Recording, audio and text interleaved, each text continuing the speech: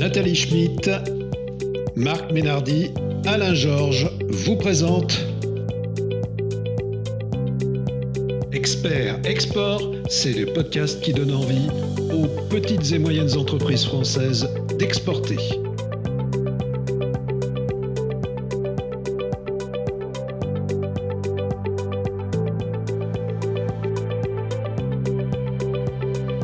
Aujourd'hui, Patrick Vajda nous fait partager son expérience de développement à l'international pour la société Validex. Je suis rentré chez Validex en 1994. Validex ne faisait pas d'export. Je venais du milieu de la montagne et pour des raisons diverses et multiples, j'ai dû changer d'orientation professionnelle. Donc j'ai proposé à Validex de créer un service export. Et puis on a fait 6 mois de test et ça fera 26 ans cet automne, donc ça va bien. Validex est une petite PME savoyarde, les pieds bien ancrés dans le terroir, qui a selon les années entre 13 et 15 personnes. On travaille dans 70 pays aujourd'hui. Et le métier de Validex, on a un double métier. On a d'abord un métier de conseil pour organiser le travail pour le débarrassage de la vaisselle dans les restaurants. Alors les restaurants, essentiellement des restaurants d'entreprise. Et ensuite, en fonction du conseil que l'on peut donner et de l'organisation que l'on va trouver pour améliorer l'efficience du débarrassage de la vaisselle, on va proposer des machines qui vont permettre ce travail. Alors, vu comme ça n'a pas l'air très glamour ni très important. Or, ce qu'il faut bien comprendre, c'est que un restaurant où il n'y a plus de vaisselle propre, on ne mange pas. Ça c'est la palissade.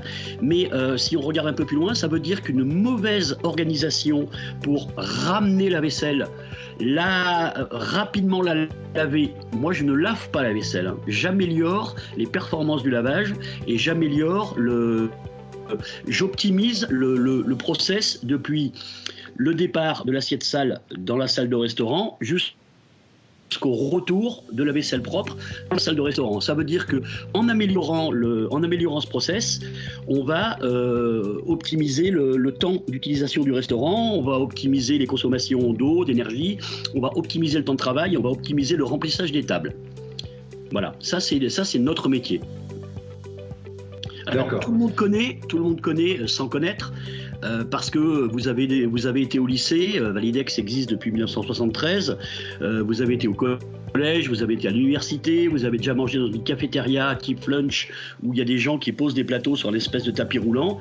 Ça, c'est la partie simple du métier. Après, on a des installations où on est capable de récolter dans des pièces différentes, dans des bâtiments différents. On est capable de récolter de la vaisselle, de la transporter, de l'amener dans les caves, dans les plafonds, de traverser la rue, d'aller dans l'immeuble d'à côté et de ramener la vaisselle propre. Et c'est ce qui fait qu'on est encore vivant dans un marché où nous sommes le seul petit acteur à l'international.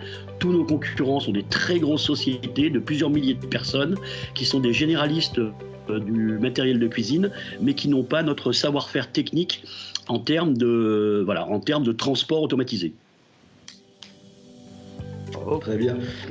Dis-moi, Patrick, comment toi qui as commencé ce service qui n'existait pas au démarrage, comment tu as fait pour que tu aies des marchés à l'étranger, je dirais peut-être un peu tout seul au démarrage, ou tu t'es fait aider par des personnes ou par des groupes? Comment ça s'est passé ?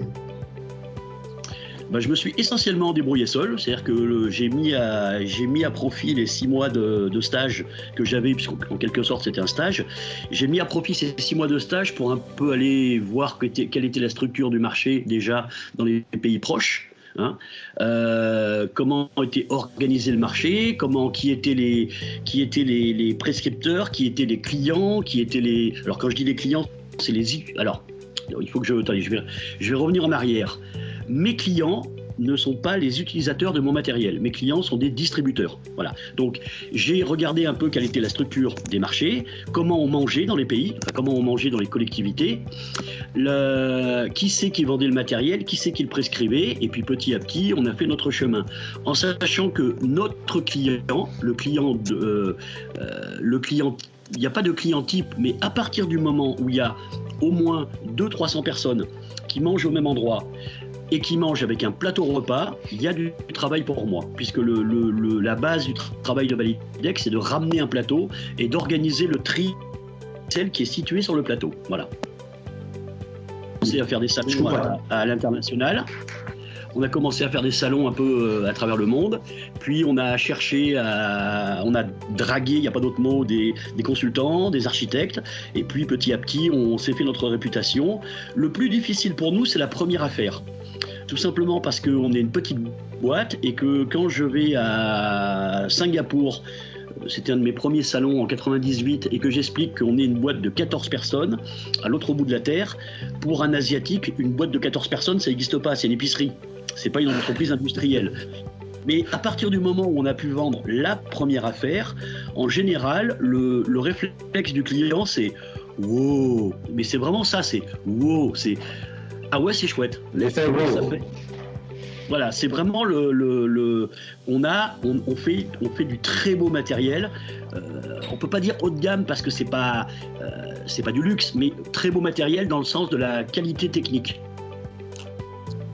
Et Patrick, vous êtes présent dans quel pays ?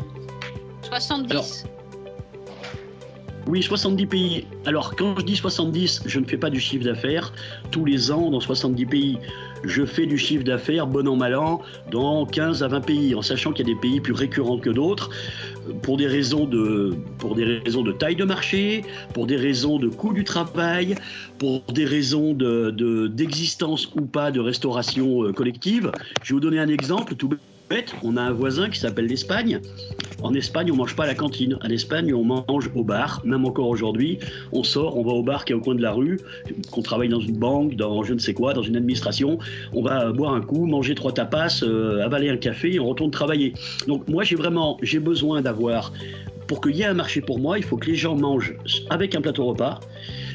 Il faut qu'il y ait une machine à laver, ça peut paraître bête mais on en parlera plus tard, et il faut que le coût du travail justifie le fait qu'on va automatiser un petit peu. Soit le coût du travail, soit l'ergonomie. On travaille dans des pays comme le Vietnam où le coût du travail est très bas, mais quand on a des unités avec 40 ou 50 000 employés, là il faut automatiser. Enfin, les gens ont compris que le coût du travail ou pas, 50 000 plateaux repas à traiter, ça demande un peu trop d'organisation humaine, et que si on peut mettre un peu d'organisation et de machine, on va quand même améliorer la rentabilité de l'usine, simplement parce que les gens vont pouvoir manger plus vite et retourner plus vite à leur poste de travail. Rebondir sur les propos de Patrick, le fait qu'il ait mis l'accent sur le fait que Validex vend dans 70 pays, mais que chaque année, il en exploite 10 ou 15 au gré des années, c'est quelque chose dont il faut que les personnes qui nous écoutent aient conscience quand on fait de l'international. Et c'est cette pertinence-là d'avoir un pied dans 70 pays, mais sans doute avoir aussi un pied dans différentes typologies d'interlocuteurs, qui fait qu'une entreprise peut rebondir plus facilement quand il y a un souci, soit dans un pays des 70, soit quand il y a un problème politique dans un autre, ou quand on est en période électorale ailleurs et qu'on a comme client des collectivités. Et c'est ce panel, différents pays, différents types de clients et différentes configurations, qui fait que d'année en année, on peut se développer sans avoir à pâtir d'une situation économique ou sanitaire comme en ce moment, qui impacte quand même différemment les pays, même si tout le monde est touché par la crise du Covid actuellement. Alors ma question, Patrick, quelles ont été les problématiques majeures que vous avez rencontrées et de quelle manière les avez-vous résolues ?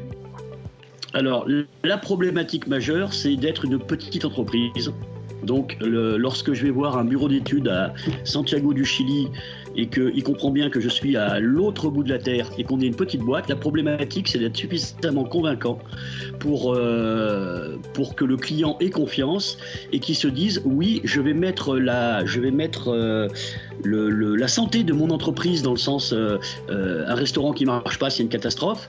Je vais mettre la santé de mon entreprise entre les mains d'une petite boîte avec un petit mec à Drumetas-Clarafond où personne ne sait où c'est. Voilà, ça c'est la problématique numéro 1. C'est le plus gros défi pour nous, c'est de créer la confiance. Et ça s'est créé d'abord en étant, comment dirais-je, pas insistant, mais persévérant. D'abord en étant persévérant, c'est-à-dire qu'il y a des bureaux d'études, à force d'aller les voir, au bout d'1 an, 2 ans, 3 ans, 4 ans, 5 ans, 10 ans, se sont dit, ils sont toujours là, on va peut-être faire un test. Alors généralement, c'est des petits tests, mais une fois qu'on a pris le pied dans un pays, ça devient beaucoup plus facile. La deuxième chose, c'est les moyens. J'ai des concurrents allemands qui ont des moyens, c'est-à-dire que sur un voyage, ils vont être capables de dépenser ce que je vais dépenser en 2 ans en prospection. Hein, on est dans le métier de la restauration, les gens aiment manger, donc ils peuvent faire des événements sympas, grandioses, inviter des gens, ils peuvent faire tout un tas de choses que nous on peut pas faire. Donc nous on s'est toujours bagarré sur le côté humain, c'est faites-nous confiance, on est trop petits. Vous savez, il y avait lorsque les banques se sont cassées la gueule, il y avait le too big to fail.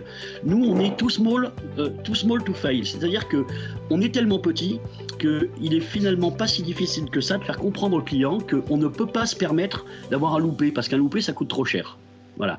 À partir de là, les gens commencent à se dire oui, effectivement, parce que moi, si je dois envoyer, c'est déjà arrivé malheureusement pour des raisons externes, quand j'envoie un technicien au Mexique, parce qu'il y a un type qui fait pas la différence entre le 220 volts et le 400 volts, ou qui comprend pas que ça marche pas parce qu'il y a un bouton d'arrêt d'urgence tiré, je peux pas faire ça 10 fois dans l'année, donc je peux pas avoir de problème.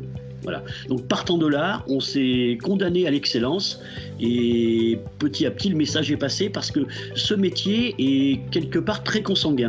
Tout le monde se connaît. Quand je dis tout le monde se connaît, c'est tout le monde se connaît dans le monde entier. On est vraiment dans un milieu très fermé et les gens ne quittent pas ce qu'on appelle la grande cuisine, donc le matériel de cuisine professionnelle, les gens ne quittent pas ce métier. C'est-à-dire que lorsqu'ils changent de boîte, ils ne vont pas d'un coup passer dans l'industrie mécanique, l'aéronautique ou la culture des cucurbitacées. Ils vont rester dans le matériel de cuisine, ce qui fait qu'au bout de 25 ans, on peut dire que beaucoup de gens nous connaissent. Après, c'est comment on rentre dans les projets. Et puis pour rebondir sur ce qu'a dit Nathalie, il y a non seulement il y a des problèmes politiques, donc on a un panel de pays, ce qui nous permet, lorsqu'il y a eu cet été, l'été dernier, des problèmes politiques au Chili, d'aller voir un petit peu au Pérou. Les problèmes au Brésil, d'aller voir ce qui se passe en Colombie ou en Amérique centrale. Et puis, on travaille sur des projets à extrêmement long terme. C'est-à-dire qu'il peut y avoir, même si en moyenne il y a 2 ans entre une offre et une réalisation, il peut y avoir jusqu'à 10 ans d'attente. Aujourd'hui, je traite des affaires. Là, je suis en train de livrer une compagnie aérienne chinoise. Ils sont venus nous voir, ils nous ont contactés il y a 10 ans. Il y a 4 ans, ils sont venus voir une référence à Paris. Et puis après, ils ont attendu tout simplement que leur aéroport soit construit pour mettre du matériel Validex dans le catering de leur aéroport. Donc, on travaille sur des projets à très long terme. Et ce qui fait qu'on sait qu'on a un avenir extrêmement intéressant devant nous, parce que le nombre de chiffrages augmente tous les ans. Donc mathématiquement, même si on ne piquera pas tout, on ne fera que mieux à l'international. Et c'est pour ça que d'ailleurs qu'on vient d'embaucher quelqu'un en plus pour me seconder. Le pourcentage du chiffre d'affaires de Validex à l'international par rapport à... Ça dépend des années, 35, 40, ça dépend. D'accord. Ça dépend. Est-ce qu'il y a un objectif pour augmenter L'objectif, c'est de faire 90. Et pourquoi ? Tout simplement parce qu'on peut le faire, mais il y avait juste un problème, c'est que les semaines ne font que 9 jours, les journées que 35 heures, et les mois que 40 jours. Hein. Donc je ne peux pas être au four et au moulin, c'est pour ça qu'on a pris quelqu'un qui va s'occuper de l'administratif, pour que je puisse faire plus de relationnel. Mais alors ce que tu es en train d'expliquer, c'est que quelque part, tout un service export d'une entreprise qui réalise un certain chiffre d'affaires n'était tenu que par une seule personne jusqu'à présent ? Oui, oui, ça fait 26 ans que j'étais seul pour faire les études, les devis, les douanes, les mises en route, la formation des utilisateurs et des techniciens sur place, éventuellement du montage, le SAV, oui, j'étais seul. Donc maintenant au SAV, il y a quelqu'un qui me seconde au SAV, qui se débrouille un petit peu en anglais, et puis j'ai Camille qui est rentrée et qui est maintenant à temps plein avec moi. Bon, malheureusement pour elle, elle est rentrée début mars. Manque de chance. Mais en 15 jours, elle a prouvé que c'était pertinent d'avoir quelqu'un qui ait le temps de relancer des affaires, parce que je n'avais pas le temps de suivre les affaires. C'est-à-dire, je fais des devis, puis ils sont dans le vent. Et quand on ne suit pas ces devis, ça veut dire... l'affaire qu'on... Est-ce que ça veut dire que, par exemple, toi, tu conseillerais aux entreprises qui veulent se consacrer à l'effort de peut-être investir dans du personnel ou dans des équipes un peu plus riches, même par exemple avec des temps partagés ou des choses comme ça, pour pouvoir se développer? Je dirais que si tu es une petite PME qui se lance à l'export, au départ tu vas avoir une personne qui va un peu aller gratter, mais à partir du moment où tu vas commencer à dégager un volant d'affaires, il y a un plafond de verre. Et le plafond de verre, c'est tout simplement parce que les journées ne font que 36 heures, ou 37. D'accord. Voilà. Donc si on veut crever le plafond de verre, il faut, y a la solution comme de gens comme Alain qui peuvent amener sur des zones du temps partagé, tout comme toi tu fais du temps partagé chez Validex pour l'informatique. On n'a pas les moyens d'avoir 3 commerciaux à l'export pour l'instant, on n'a pas les moyens d'avoir un informaticien à temps plein, mais le temps partagé c'est effectivement quelque chose que je peux conseiller à partir du moment où les gens ont bien compris la philosophie et le produit que vend l'entreprise. D'accord. Pour toi, le plus beau projet qui a été réalisé par Validex à l'étranger, c'était lequel et comment ça s'est passé? Alors là, c'est une question. Je vous remercie de cette question. Je n'ai pas vu la réponse, Monsieur El Kabbach. Le plus beau projet, je sais pas. Le plus beau projet, d'abord, je vais faire une pirouette. Le plus beau projet, c'est demain. Mais on a plein de... Le plus beau projet, à chaque fois, c'est le premier. C'est le premier, le plus beau projet. On a aujourd'hui des projets techniquement sympas, par exemple dans un pays comme le Chili. Alors, je reviens sur le Chili plusieurs fois parce que d'abord, c'est un pays que j'aime beaucoup. C'est un pays qui a un gros potentiel avec les mines et c'est un pays qui a une spécificité. Les clients veulent être les deuxièmes à tester quelque chose, ce qui est un peu compliqué. Il faut bien qu'il y ait un premier un jour. Donc même s'ils sont ouverts à la nouveauté, si ils sont convaincus du produit, ils ne veulent pas être les premiers, ils ne veulent pas essuyer les plâtres. Tout simplement parce qu'ils sont au bout du monde. Donc le plus beau projet, c'est le premier. C'est celui où les gens on s'est dit, ça y est, on nous a fait confiance, on va pouvoir montrer notre savoir-faire et à partir de là, on construit. Après, si on parle de plus beau, je veux dire, c'est plutôt techniquement.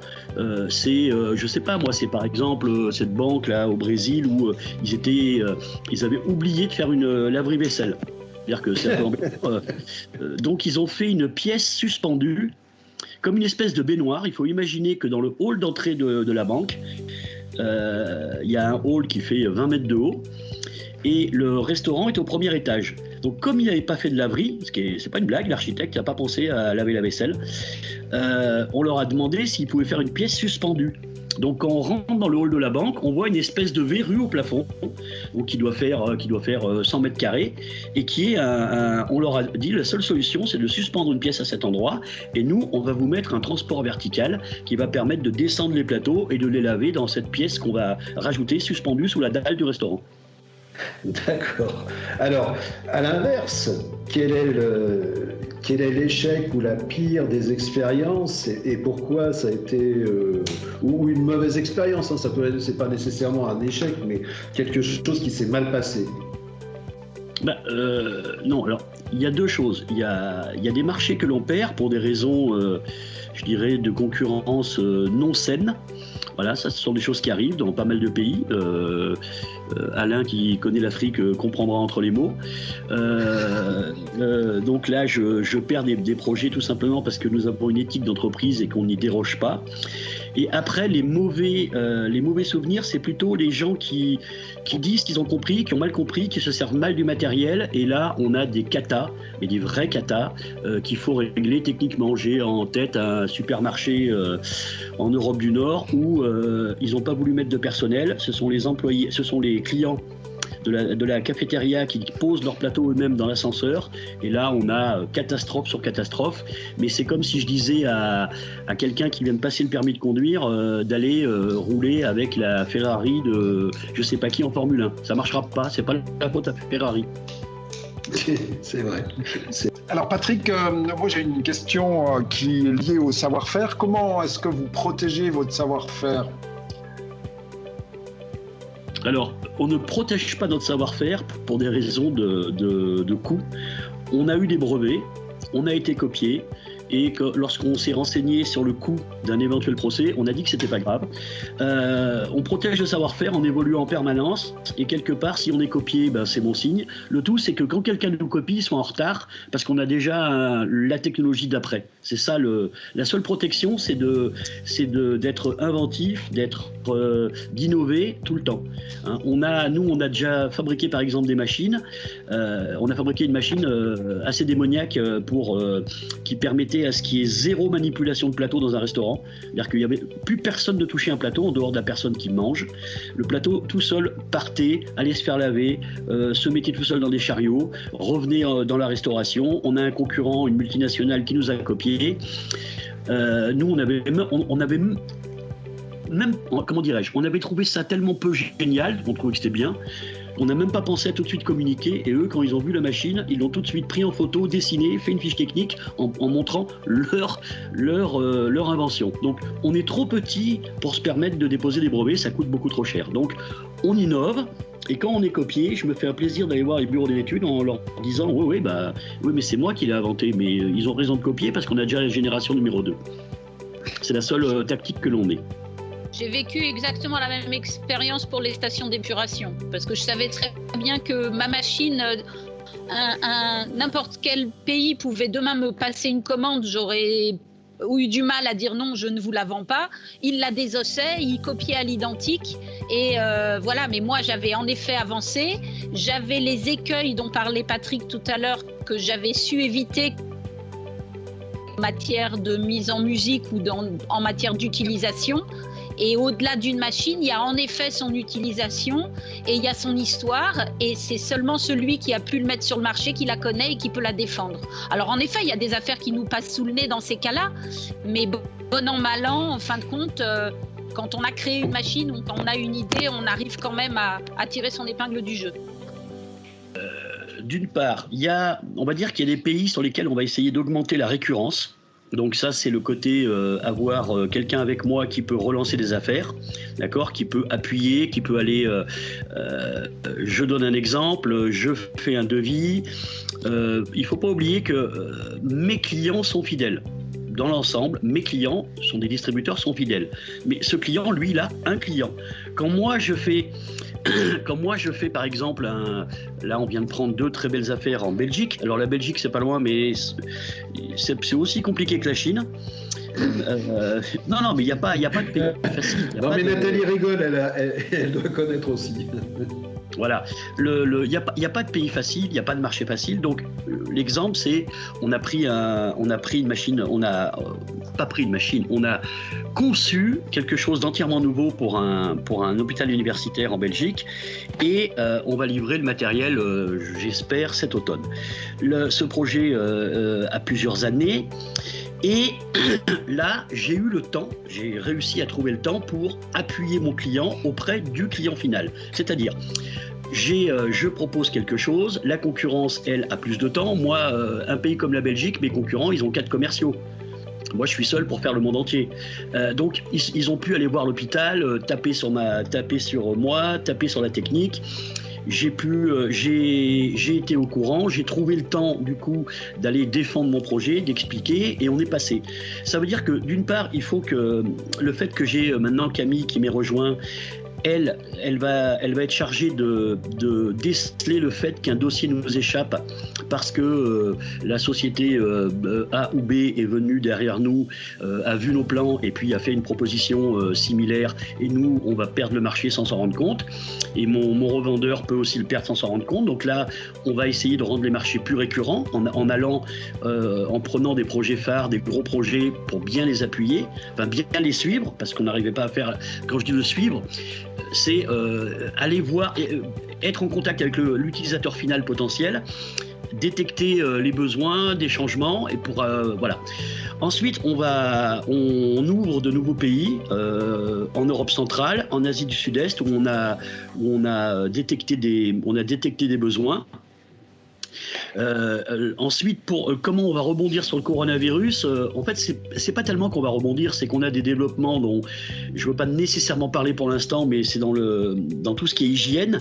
Et je crois que l'hygiène, ça va faire tilt à beaucoup de gens lorsqu'on sera revenu dans une vie normale. Donc, on va mettre l'accent sur l'hygiène. J'en dirai pas plus pour l'instant parce que c'est de la recherche, mais on a des pistes plus qu'intéressantes qui étaient en cours de prototypage à l'atelier, et dès qu'on peut retourner au bureau, on va continuer le prototypage. Mais c'est voilà, l'hygiène, ça c'est petit A, et petit B, l'automatisation bien plus automatique qu'aujourd'hui. D'accord. Alors, notamment pour les laveries des hôpitaux, parce que là c'est vraiment un sujet extrêmement sensible. Et d'ailleurs tous les gens qui font la machine à laver actuellement communiquent sur je lave plus hygiénique que toi, je désinfecte, parce que lorsque vous allez à la cafétéria Flunch ou à la cafétéria de la Banque de France, la RATP, la SNCF ou que sais-je, votre vaisselle est lavée. Dans les hôpitaux, votre vaisselle est désinfectée. Et l'hygiène, c'est vraiment un sujet qui va faire tilt dans l'oreille des prescripteurs et des utilisateurs. Encore une question. Donc, vous qui êtes allé dans tant de pays, avez travaillé dans tant de pays, au niveau de l'approche culturelle, comment avez-vous approché cette question-là ? Alors, je vais me mettre une médaille, mais on me la met depuis tellement longtemps que tant pis, et c'est pas de l'orgueil. Mes anciens patrons m'appelaient le caméléon. Et il y a un truc tout bête, alors c'est pas religieux, c'est culturel, c'est Saint Jean, je crois, dans un évangile, qui a dit à un des disciples, sois juif avec les juifs, grec avec les grecs. Donc ça par contre c'est vraiment quelque chose qui est d'une extrême importance, et c'est un défaut des exportateurs français qui sont trop souvent en pays conquis, qui pensent qu'ils sont français, donc ils ont raison. Donc moi je considère que je suis marocain au Maroc, je suis brésilien au Brésil, je suis vietnamien au Vietnam, et je me mets dans le moule, et j'ai pas de jugement de valeur aucun sur les modes de vie des gens. Et j'ai la chance, et ça c'est une chance, d'avoir fait des études d'histoire et de géographie, qui ne me destinaient absolument pas à mon ancien métier ni à mon métier actuel. Mais j'ai gardé un amour pour l'histoire et la géo, et ça veut dire que je lis beaucoup, je m'inspire de la façon d'être des gens, et j'essaye d'être un miroir.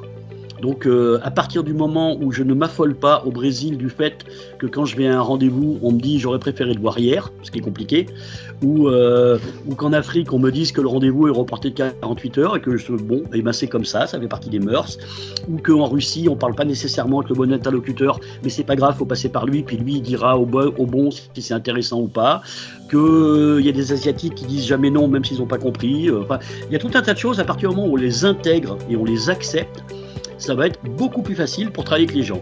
Si on y va avec nos gros sabots de français franchouillards en se disant on est français, on est les meilleurs, on a raison, on se prend un mur à chaque fois. Dominique a gardé cette scène. Oui, tout à fait.